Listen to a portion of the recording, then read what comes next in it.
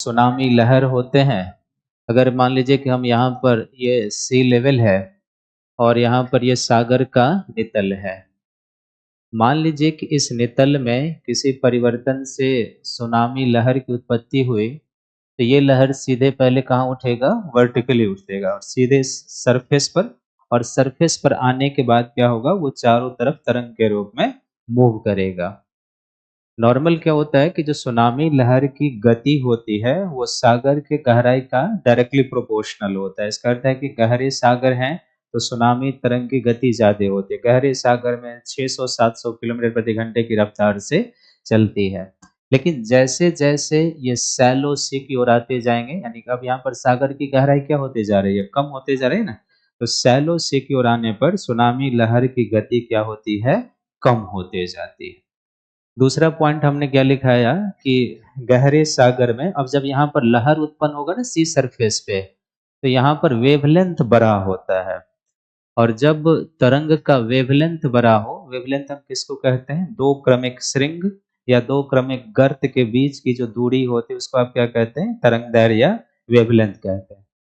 अगर वेवलेंथ बड़ा होगा ना तो आवृत्ति कम होगी, क्योंकि तरंग को लंबा दूरी तय करना है, फिर वो अपने आप को रिपीट करेगा, तो आवृत्ति कम होती है। और इसलिए गहरे सागर में क्या होगा? सुनामी लहर की ऊंचाई बहुत कम होती है, नहीं के बराबर होगा यहाँ पे। और इसलिए अगर यहाँ पर जहाँ पर सुनामी उत्पन्न हुआ है, यहाँ पर अगर कोई जहाज है तो इसको कोई खतरा नहीं, वो बच जाएगा। इसलिए आप देखेंगे कि जब सुनामी आने की चेतावनी दी जाती है तो डॉकयार्ड पर जो जहाज सब लगे रहते हैं उसको डीप ओशियन में ले जाने का प्रयास किया जाता है, क्योंकि गहरे सागर में ये जहाज डूबेगा कब? जब जल तरंग काफी ऊपर नीचा हो, इसका बैलेंस बिगड़ेगा, तब जाकर ये जहाज क्या होगा? डूब जाएगा। लेकिन यहाँ पर अगर जल तरंग बहुत ऊपर नीचे नहीं है तो इस जहाज का बैलेंस बिगड़ेगा नहीं, ये पानी में डूबेगा नहीं। इसलिए सुनामी के समय जैसे ही अलर्ट होता है, जितने भी कोस्टल क्षेत्र में जहाज होते हैं सबको डीप ओशियन में खींचकर ले जाने का प्रयास किया जाता है, क्योंकि यहाँ पर सुनामी लहर की ऊंचाई कम होती है। इसका अर्थ है कि अगर आप भी इस जहाज में बैठे हैं ना, तो आप भी यहाँ पर सुरक्षित रह जाएंगे, आपको भी कोई खतरा नहीं होगा। लेकिन जैसे जैसे ये लहर तट की ओर आएगी, अब इसकी ऊंचाई बढ़नी शुरू हो जाती है। क्यों ऊंचाई बढ़ेगी? तो जैसे जैसे तट की ओर आते हैं इनकी वेवलेंथ छोटे होते जाएगी।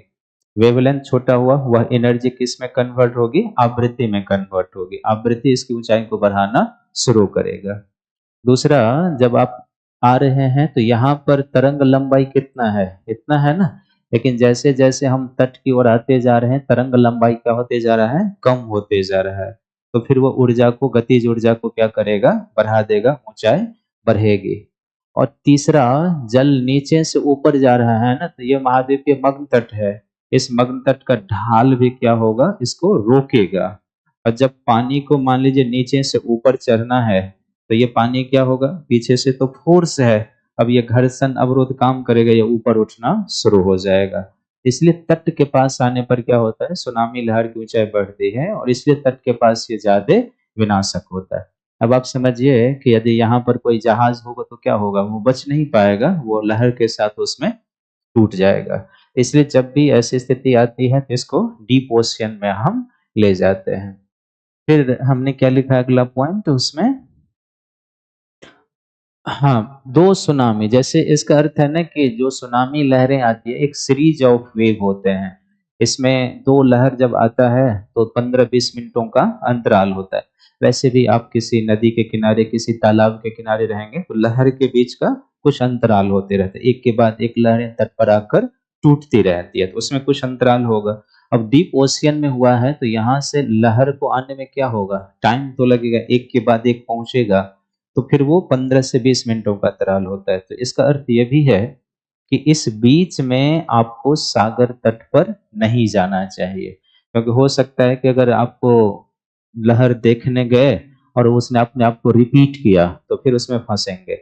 2004 में जो बंगाल की खाड़ी में सुनामी आया था ना, तो यही कारण था लोगों के अधिक जोखिम में पड़ने का, क्योंकि दो कारण थे अभी। एक तो लोग तट पर जाने लगे लहर देखने के लिए, और दूसरा क्या हुआ था जो हमने लास्ट पॉइंट लिखाया है, आप ध्यान से इसको इमेजिन कीजिए कि जब सुनामी आएगा ना तो सीधे जल यहाँ पर वर्टिकली ऊपर उठेगा, यस या नो? तो ये जल क्या होगा, अंदर आएगा ना, तट का जल क्या होगा, अंदर खींचेगा। तो ऐसी स्थिति में क्या होता है ना कि तटीय क्षेत्र में कई सारे जो पहले जलमग्न द्वीप हैं, जलमग्न द्वीप का क्या अर्थ हुआ, जो जल में डूबे हुए हैं, वो दिखाई देने लगते हैं। तो 2004 में जब यहाँ पर आया तो लोग दौड़ के तट के पास गए कि क्या हो रहा है सागर में कि जो डूबे हुए क्षेत्र दिखाई दे रहे हैं।